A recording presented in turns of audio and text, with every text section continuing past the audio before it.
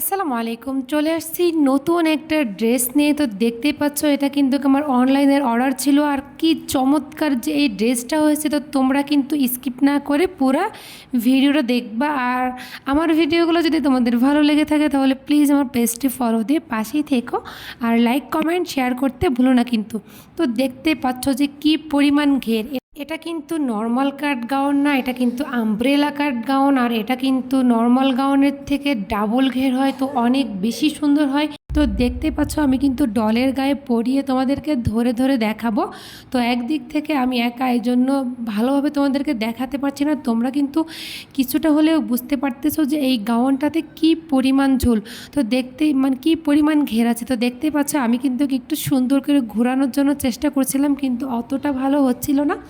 তারপরেও দেখো কি সুন্দর লাগতেছে। আর এটাতে কিন্তু আমি প্রিন্সেস কাট হাতা দিয়েছি।